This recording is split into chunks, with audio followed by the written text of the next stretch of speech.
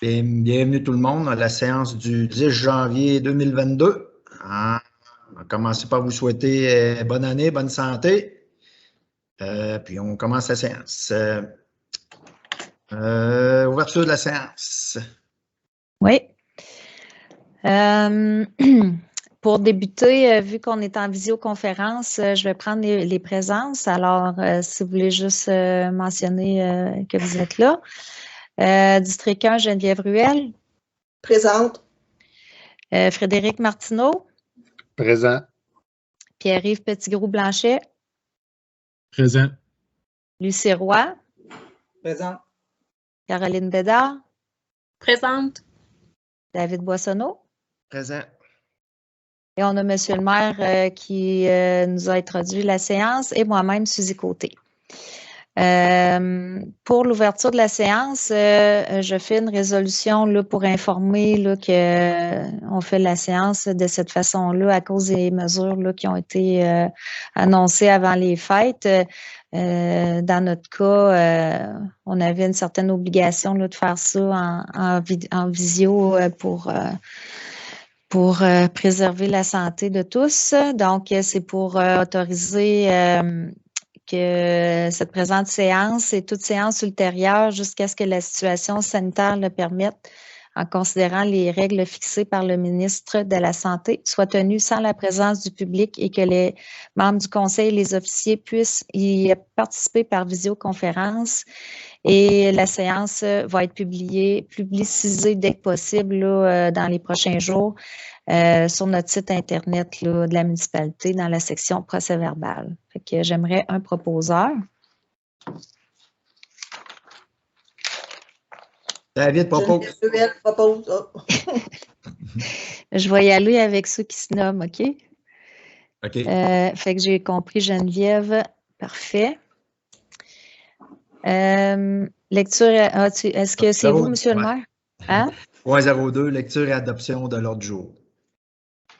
Donc, je vais lire l'ordre du jour. Ouverture de la séance, lecture et adoption de l'ordre du jour, autorisation du maire d'inverser les points à l'ordre du jour, suivi et adoption des procès-verbaux. On a la séance ordinaire du 6 décembre 2021, séance extraordinaire du 6 décembre 2021. En administration générale, présentation des comptes. Non, capitalisation minimale, traitement des comptes recevables, formation obligatoire sur l'éthique et la déontologie des élus, avis de motion et dépôt du projet de règlement 352.1 édictant un code d'éthique et de déontologie des élus municipaux, avis de motion et dépôt du projet de règlement 372.1 pour fixer les taux de taxes pour l'exercice financier 2022 et les conditions de perception, avis de motion et dépôt du projet de règlement numéro 382 établissant un programme d'aide financière pour l'achat de produits d'hygiène personnelle durable et de couches lavables. Avis de motion et dépôt du projet de règlement numéro 383 décrétant l'exécution de travaux de voirie sur une partie du 3e rang Est ainsi qu'un emprunt pour en acquitter les coûts. En transport, convention d'aide financière, programme d'aide à la voirie locale, le volet soutien. Travaux dans les emprises d'une route du ministère des Transports, proposition de somme à vrac pour la bas-poussière, en loisiriculture, achat des équipements aires de repos, en correspondance, lettre de refus, programme d'aide à la voirie locale, volet accélération, projet chemin du Sceau-Rouge, période de questions, dans le Varia, don au Chevalier de Colomb pour les paniers alimentaires, demande d'aide financière maison du CLDI, proclamation des journées de la persévérance scolaire 2022. Ça me prendra un proposeur, s'il vous plaît. Pierre-Yves Petitgrou-Blanchet propose. Merci. Point 03, autorisation du maire d'inverser les points l'ordre du jour.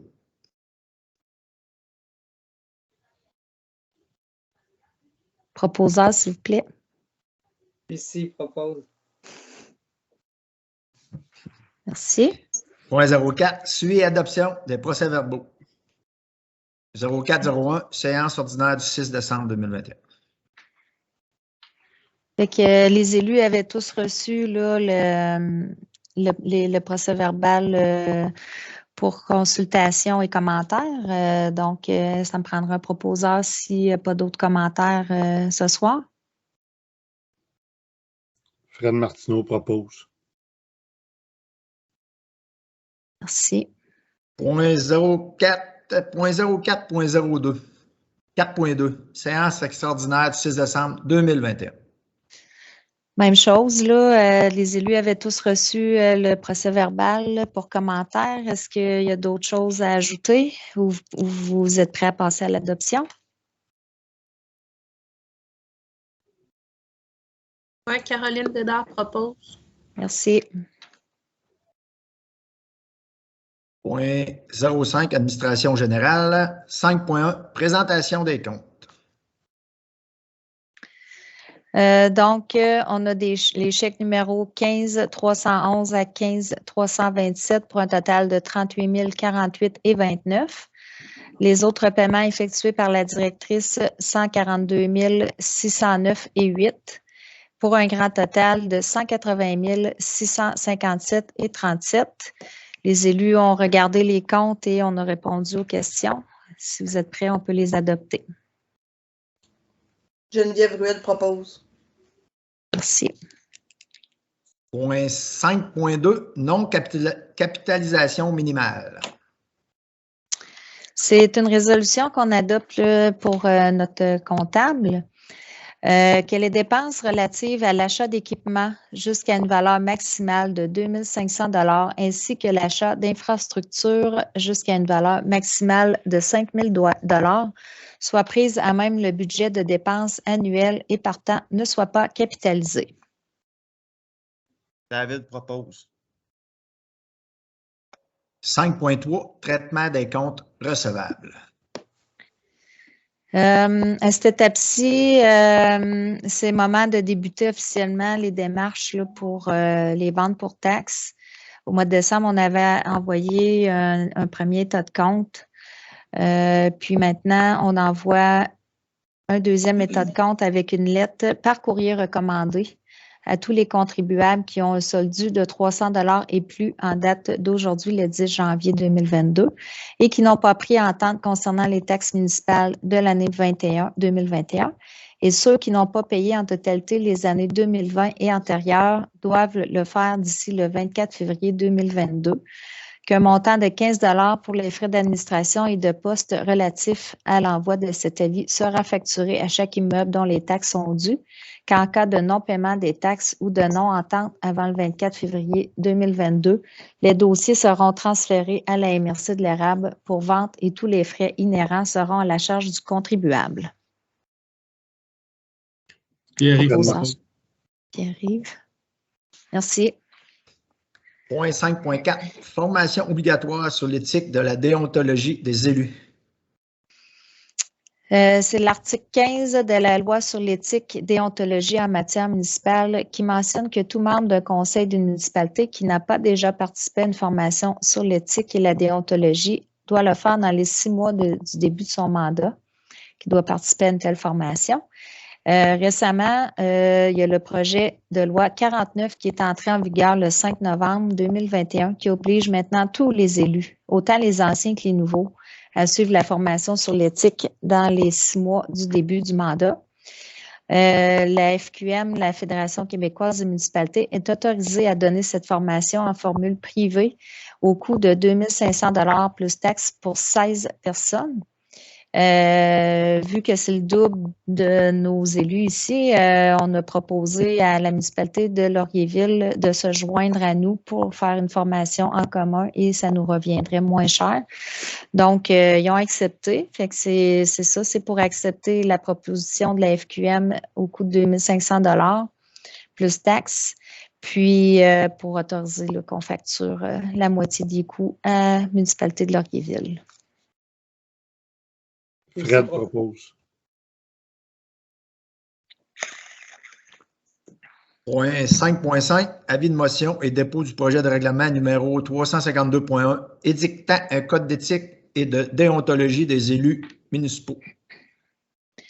Conformément à l'article 445 du Code municipal du Québec, Ce soir, on veut donner l'avis de motion que le projet de règlement 352.1 dictant un code d'éthique et de déontologie des élus municipaux sera adopté à une séance subséquente de ce conseil, que l'objet du règlement 352.1 est de prévoir les principales valeurs de la municipalité en matière d'éthique et les règles déontologiques qui doivent guider la conduite d'une personne à titre de membre du conseil, d'un comité ou d'une commission de la municipalité ou en sa qualité de membre du conseil de la municipalité ou d'un autre organisme.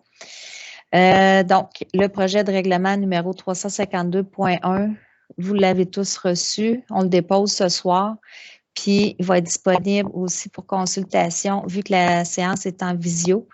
Vous allez pouvoir venir le consulter au bureau municipal ou faire la demande, soit par téléphone ou courriel aussi, là, si vous voulez en avoir une copie. Ça me prend quelqu'un qui donne l'avis de motion. Pierre-Yves propose. Merci. Point 5.6, avis de motion et dépôt du projet de règlement numéro 372.1 pour fixer les taux de taxes pour l'exercice financier 2022 et les conditions de perception. Fait que ce soir, on donne aussi l'avis de motion pour ce projet de règlement-là pour dire qu'il sera adopté à une séance, à la prochaine séance du Conseil. Évidemment, l'objet du règlement 372.1, c'est d'établir les taux de taxes et de compensation pour le prochain compte de taxes là, qui va être émis bientôt, ainsi que les conditions de perception. Donc, le projet est déposé ce soir et sera aussi disponible pour consultation au bureau municipal. Vous pouvez en faire la demande par courriel ou téléphone. Ça me prend quelqu'un qui donne l'avis de motion. Caroline Bédard. Merci. Point 5.7, avis de motion et dépôt de projet de règlement numéro 382 établissant un programme d'aide financière pour l'achat de produits hygiène personnelle durable et de couches lavables. Ce soir, on donne un avis de motion pour ce projet de règlement-là, 382, qui sera adopté à une séance, à la prochaine séance du mois de février. L'objet du projet de règlement 382 est d'établir un programme d'aide financière pour encourager l'utilisation de produits d'hygiène personnelle durable et de couches lavables pour enfants par les résidents du territoire de la municipalité de Lister en accordant une aide financière pour l'acquisition des produits autorisés au programme.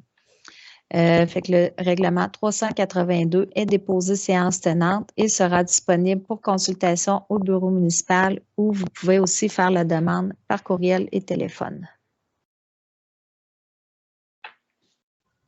Proposé. Ça me prend quelqu'un. Oui, Lucie donne l'information. Merci.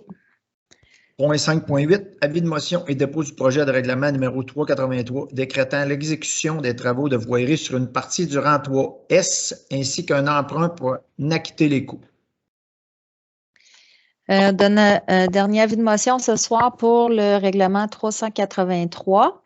Effectivement, on a reçu avant les fêtes la confirmation d'une aide financière qui va s'élever à un montant de, je ne l'ai pas sous les yeux, on va recevoir, on a d'autoriser 543 787. C'est un montant, un pourcentage de 60% là, des coûts.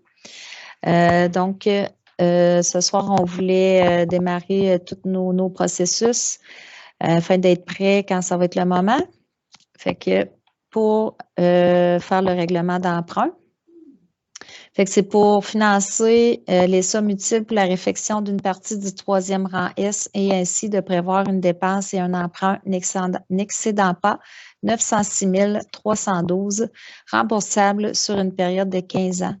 Que les travaux sont admissibles pour l'obtention d'une aide financière dans le cadre du programme d'aide à la voirie locale volet soutien, dans lequel 60% des coûts sont assumés par le programme et 40% par la municipalité, et que pour pourvoir au remboursement annuel de capital et intérêts, l'emprunt sera taxé à l'ensemble des immeubles imposables situés sur le territoire de la municipalité. Donc, le règlement est déposé séance tenante et sera disponible pour consultation au bureau municipal ou en faisant la demande par courriel ou par téléphone. Fred Ça me Martineau prend. propose. Oh, C'est correct. J'ai entendu Frédéric en premier. Merci. Point 6 en transport. 6.1. Convention d'aide financière, programme d'aide à la voirie locale, volet soutien. Attendu que le programme d'aide à la voirie locale a pour objectif d'assister les municipalités dans la planification, l'amélioration et le maintien des infrastructures du réseau routier dont elles ont la responsabilité. Attendu que le programme PAVL, que je viens de nommer, comporte un volet soutien qui vise la réalisation de projets d'infrastructures routières municipales permettant l'amélioration de la qualité de la chaussée, du drainage et de la sécurité routière, au moyen d'une aide financière provenant du gouvernement du Québec, attendu que le projet de réfection du 3e rang S sur 1,8 km a été retenu sous le volet soutien et que le ministre accepte de verser une aide financière pour lui permettre de réaliser son projet, attendu qu'il y a lieu de conclure une convention d'aide afin de déterminer les obligations des parties. Donc, c'est pour accepter la convention d'aide soumise par le ministère des Transports aux conditions mentionnées. Et c'est pour autoriser M. le maire, Yves Boissonneau et moi-même à agir pour et au nom de la municipalité et à signer la convention d'aide. Geneviève Ruel propose. Merci. 6.2. Travaux dans les entreprises, dans les emprises d'une route du ministère des Transports. Ça, c'est une résolution qu'on adopte à chaque année en prévision au cas où, que la municipalité aurait des travaux à faire là, dans l'emprise du MTQ. C'est pour dire qu'on se porte garant de tous les travaux qu'on va effectuer ou qu'un sous-traitant effectuera pour nous durant l'année 2022. Qu'on s'engage, comme il est prévu à la loi de la voirie, à demander préalablement l'autorisation pour chaque intervention et ce, selon la procédure et les délais prescrits. Et qu'on nomme moi-même, la directrice et notre officier municipal, Danny Bolduc, à titre de représentant autorisé à signer les documents soumis par le ministère des Transports pour les 10 travaux. Pierre-Yves propose. Point 6.3. Proposition de somme à vrac pour l'abat poussière. On a reçu une proposition de somme à vrac pour le transport et l'épandage de chlorure de calcium liquide, 35 %. La proposition qu'on nous fait est au prix de 0,3198 $ du litre avant taxe pour la saison 2022, soit c'est les mêmes prix que les 2 saisons précédentes 2020-2021. Fait que le conseil là, voulait poursuivre là, avec ce prix-là, de le fixer tout de suite pour la prochaine saison. David Boissonneau le propose. Merci. Loisirs et culture. 7.1. Achat des équipements aires de repos.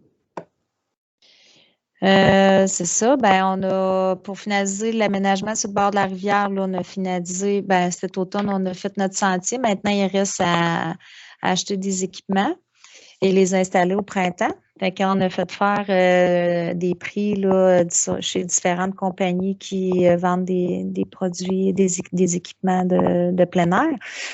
Donc, on irait avec la compagnie Techsport qui nous a fait une soumission pour l'achat de 2 abris solaires. On va avoir 3 bancs et 5 tables de pique-nique au coût de 30 559,10 taxes incluses. Une partie des coûts est assumée par une aide financière qui vient du programme Fonds des petites collectivités pour 66 2/3 des coûts.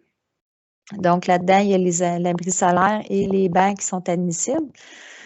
Que la part de la municipalité, elle, va être payée selon, on avait des réserves là, qu'on avait gardées pour ça. On a même l'excédent affecté aire de repos, il nous restait 5 092. Aussi, on avait une réserve prix gagné en 2012, un montant de 1500 $. Et la différence, là, on va la prendre dans amélioration locative loisirs. Lucie propose. Correspondance. 8.1. Lettre de refus. Programme d'aide à la voirie locale. Volet accélération. Projet chemin du Saut-Rouge.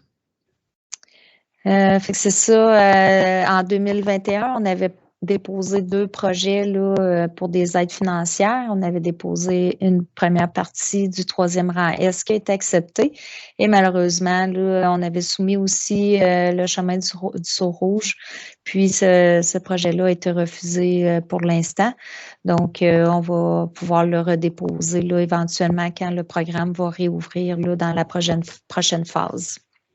C'était pour informer. Période de questions. Ben, je vous invite, la séance cette année à huis clos, en visioconférence.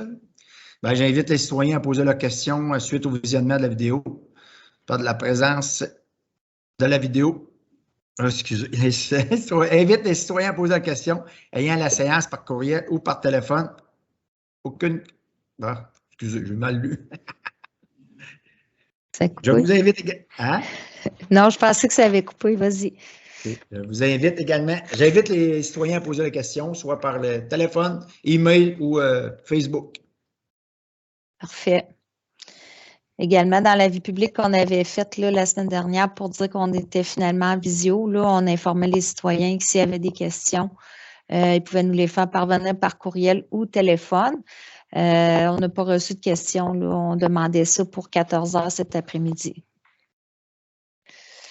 Parfait. Ensuite. Point 10, Varia. 10.1, dont au chevet de colomb pour les paniers alimentaires. Oui, l'année dernière, on avait fait une contribution semblable aux chevaliers et ils nous ont fait la demande encore cette année pour les paniers alimentaires. Avec le contexte de la COVID, c'est plus difficile de ramasser la guignolée, puis il y a plus de gens là, dans le besoin. Donc, c'est un montant de 700 $ qu'on voulait accorder aux chevaliers. Proposeur, s'il vous plaît. Fred Martineau propose. Merci. 10.2, demande d'aide financière maison du CLDI. 10.0. Oui, ça aussi, c'est une des demandes fréquentes. Là. Maison du CLDI, habituellement, on remettait un 250 $ là, quand ils font une demande d'aide. Est-ce que puis, tous les élus étaient d'accord? Donc, est-ce qu'il y a quelqu'un qui peut proposer? Caroline Bédard propose. Merci. Point 10. 10.3, proclamation des journées de la persévérance scolaire 2022. Considérant que le contexte pandémique fragilise l'équilibre et les repères qui stabilisent les jeunes et adultes durant leur parcours scolaire, considérant que les mesures socio-sanitaires agissent défavorablement sur l'engagement et la motivation des jeunes et des adultes en formation, augmentent leur anxiété et limitent les contacts avec leurs pairs, ces conséquences ont des effets à court, moyen et long terme sur la persévérance scolaire et la réussite éducative des étudiants centriois. Considérant que malgré la situation pandémique, la région du centre du Québec a besoin d'une relève qualifiée pour assurer son plein développement socio-économique. Considérant que tous les acteurs de la communauté peuvent agir sur la persévérance scolaire afin de favoriser la réussite éducative au centre du Québec. Considérant que d'alimenter leur aspiration professionnelle en leur faisant découvrir nos milieux contribue à donner du sens à leur persévérance scolaire. Considérant que la table régionale de l'éducation Centre du Québec tient à chaque année en février une édition centricoise des Journées de la persévérance scolaire. Considérant que dans le cadre de cette édition centricoise des Journées de la persévérance scolaire, la table régionale de l'éducation Centre du Québec invite tous les acteurs de la communauté à poser un geste d'encouragement à l'égard de la persévérance scolaire et ce, afin de démontrer aux jeunes et aux adultes en formation que la collectivité les soutient dans la poursuite de leurs études. Considérant que la table régionale de l'éducation Centre du Québec mobilise depuis 20 ans l'ensemble des acteurs de la communauté dans le but de favoriser le développement du plein potentiel des jeunes et de soutenir la réussite éducative des jeunes et d'adultes en formation. Donc, sur la proposition d'un de nos élus, on déclare que la municipalité de Lister appuie les Journées de la persévérance scolaire 2022 par cette résolution. que lors des journées de la persévérance scolaire du 14 au 18 février 2022, nous nous engageons aussi à porter fièrement le ruban de la persévérance scolaire, à participer au mouvement d'encouragement régional TOPLA. Proposeur, s'il vous plaît. Geneviève Ruel propose. Point 11, clôture et levée de la séance.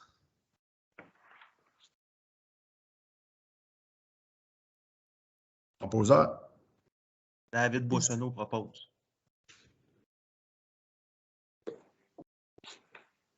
Merci. Merci. Bonsoir.